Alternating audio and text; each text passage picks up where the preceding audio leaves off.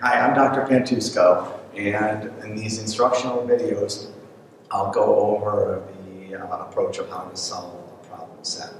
So in the first one here, what we're going to do is we're going to start with problem set number one. There's two parts to the problem set. Part one of the problem set is going to be supply and demand. Part two is going to be profit maximization. So we'll go over both of those and the mathematical part of it. I'm not going to do the problem set for you, but I'm just going to give you an idea how to solve that problem. All right, so this first equation here is the demand equation.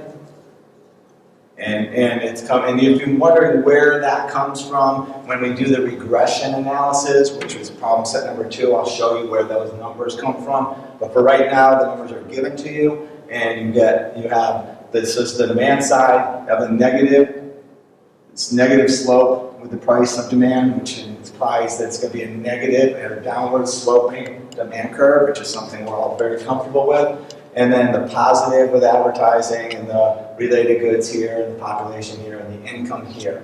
And there's a relationship between all those variables and the demand is going to be based on the sign. So a negative relationship, a negative sign here means there's an inverse relationship. A positive sign here would mean that more advertising would lead to more demand. All right, more population would lead to more demand. Over here we have the supply curve.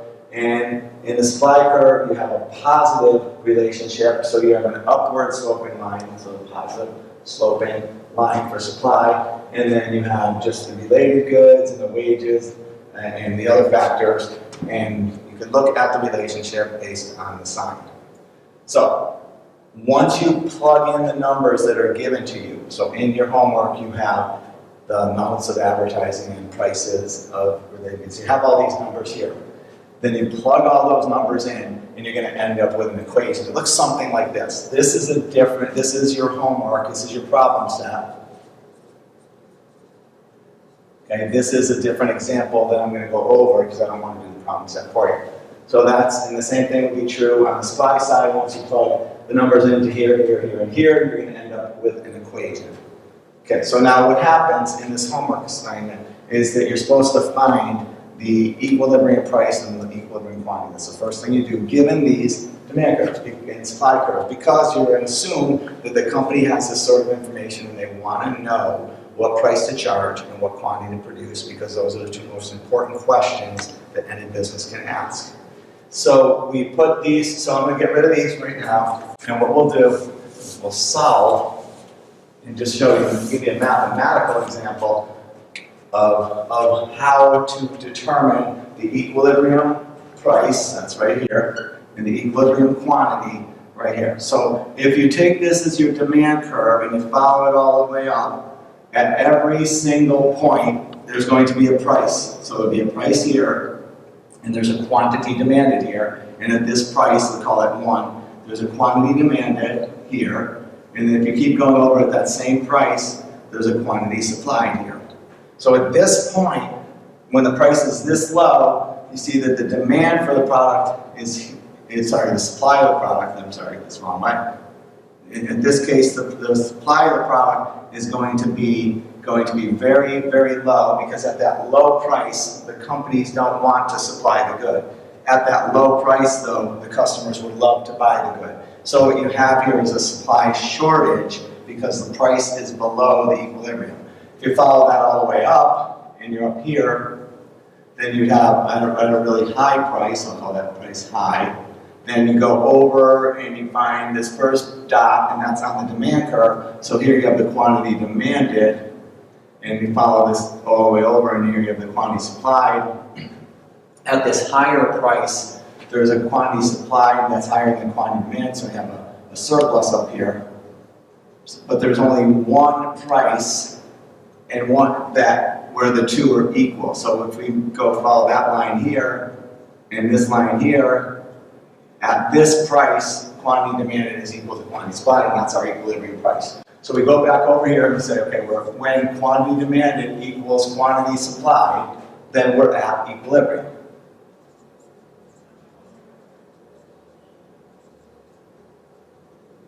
Okay, and so if that's the case, I just take my quantity demanded, which is 40,000 minus 20p,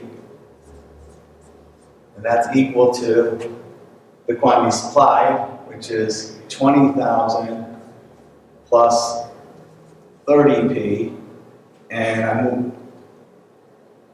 I move my p's over here, so 50p is equal to, and then I move my other numbers here, so I subtract 20,000 from both sides, and that's 20,000 is equal to 50p, so p in this case is equal to 400.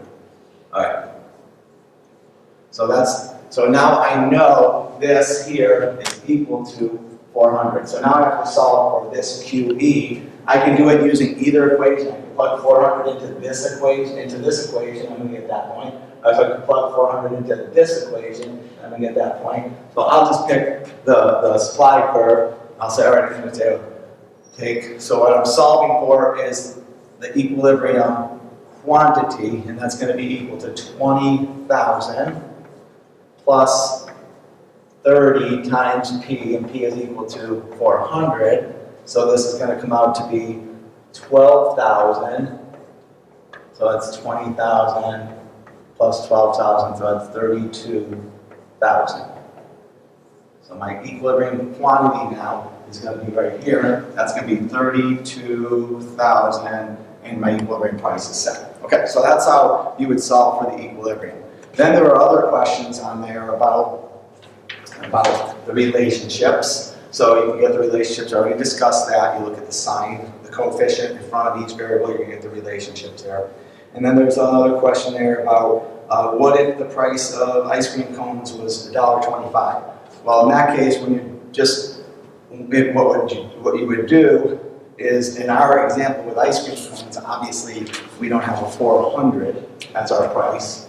We're not going to pay $400 for an ice cream cone. So you'd have a demand curve and a supply curve, and I'm not sure what the equilibrium price is with ice cream cones, but you take this here, and all you would do is plug in the price of, in this case, $1.25. So let's say in our example, I said, well, what would happen if the price was 200?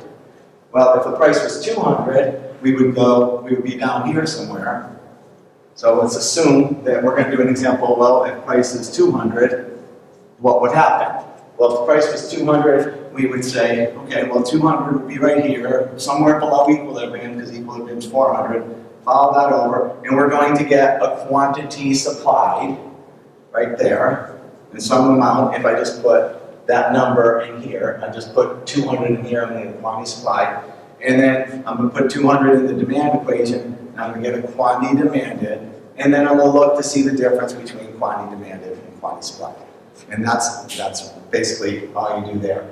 When it talks about shortages and surpluses, then let's using our example, I can say, well, if there was a shortage of $2,000, or sorry, yeah, 2,000 units. Let's just say there's a quantity supply shortage of 2,000 units. So a shortage would mean that we would be down here, right? That would mean that the quantity supplied would be here, and the quantity demand would be here, and the difference between the two would be 2,000 units. So in our case, there's two different ways to determine this, right? So if I move the supply curve to the right by 2,000, so I could take quantity supplied plus 2,000, and that will give me the quantity demand. So now, if I move this whole thing over here by 2,000, then I could solve this new equation. Remember, take my quantity supplied is going to be this, and my quantity demanded is going to be this. And I plug those numbers in, and I'm going to solve for that, and I could end up with a price where this is 2,000. Okay? So obviously it's not going to be 200, but you plug that in. The other way to do it is to move my demand curve this way by 2,000, and that would be a decrease in demand. So it's either doing that, or I'd say demand minus 2,000 is equal to quantity supplied. And that's going to move, so I'm moving the whole demand curve this way, which is to the left, which is a decrease. So hopefully that will give you enough insights to get through problem set number 1, part 1. So the next video will be problem set number 1, part 2, and that's profit maximization. Thanks.